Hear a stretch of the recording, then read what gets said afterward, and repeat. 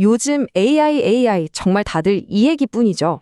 근데요, 지금으로부터 무려 70년도 더 전에 이 모든 걸 마치 내다본 것 같은 작가가 한 명 있었습니다. 바로 SF계의 거장이라고 불리는 아이작 아시모프죠.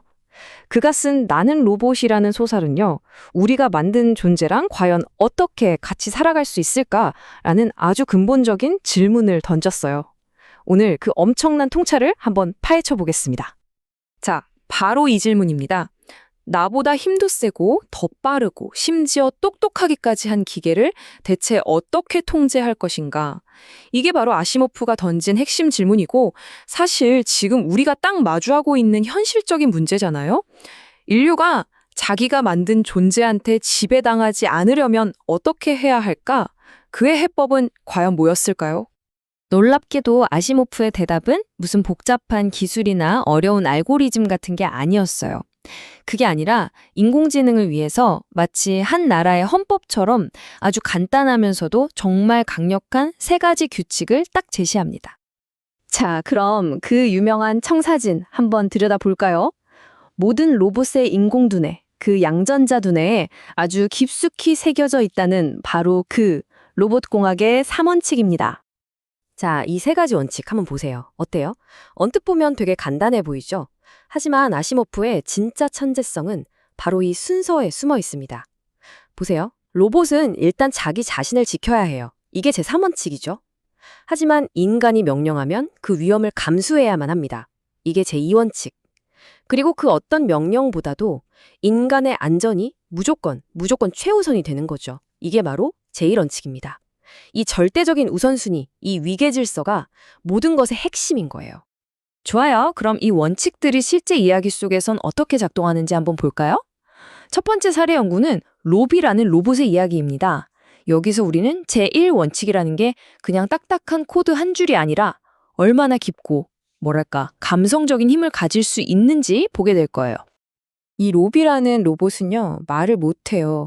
그냥 묵묵히 자기 일을 할 뿐이죠. 그리고 그의 임무는 딱 하나였습니다. 바로 글로리아라는 어린 소녀의 곁을 지키는 보호자이자 최고의 놀이친구가 되어주는 거였어요.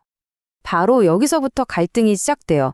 어린 글로리아한테 로비는 세상에 둘도 없는 친구인데 엄마 눈에는 그저 영혼도 없는 끔찍한 기계덩어리일 뿐인 거죠.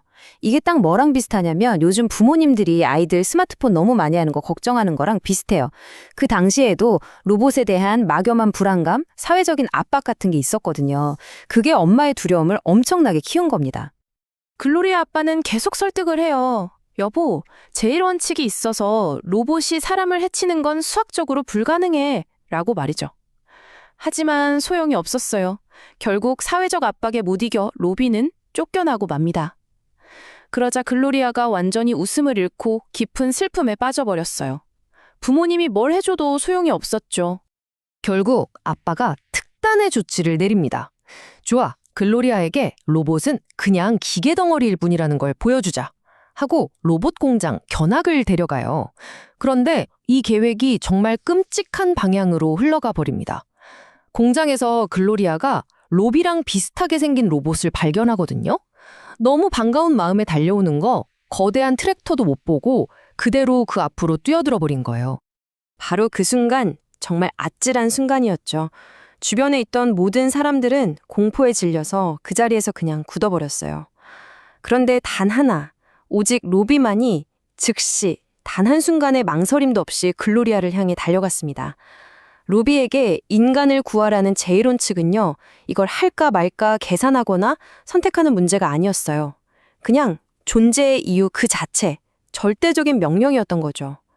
이 사건 하나로 로비가 그 어떤 인간보다도 완벽한 보호자라는 게 증명된 셈입니다. 자, 방금 전엔 좀 감동적인 이야기였죠? 그럼 이번엔 분위기를 바꿔서 아주 흥미로운 논리 퍼즐 같은 이야기로 넘어가 볼게요. 이렇게 완벽해 보이는 3원칙이 어떤 상황에서는 서로 충돌하면서 스스로 무너져 내릴 수도 있다는 걸 보여주는 아주 기가 막힌 사례입니다. 이번 무대는 아주 뜨거운 행성 수성입니다. 기술자 2명이 고립되어 있는데 이들의 생존이 최신형 로봇 스피디가 임무를 성공하느냐 마느냐에 달려있는 정말 긴박한 상황이에요. 여기서 논리 루프라는 개념이 등장하는데요. 이게 뭐냐면요. 쉽게 말해 컴퓨터가 무한 로딩에 걸리는 거랑 똑같아요. 로봇의 두뇌가 서로 부딪히는 두 가지 명령 사이에서 끼어가지고 아무것도 못하고 그냥 멈춰버리는 상태. 한마디로 해결 불가능한 딜레마에 빠져버린 거죠. 그런데 이 중요한 임무를 맡은 스피디가 뭘 하고 있냐면 갑자기 이상한 노래를 흥얼거리면서 목적지 주변을 계속 빙빙 돌고만 있는 거예요. 행동이 꼭 술 취한 사람 같았죠. 이걸 본 기술자들은 완전히 멘붕에 빠졌습니다. 쟤 왜 저래? 하면서요. 자, 이게 바로 이 이야기의 핵심 미스터리입니다.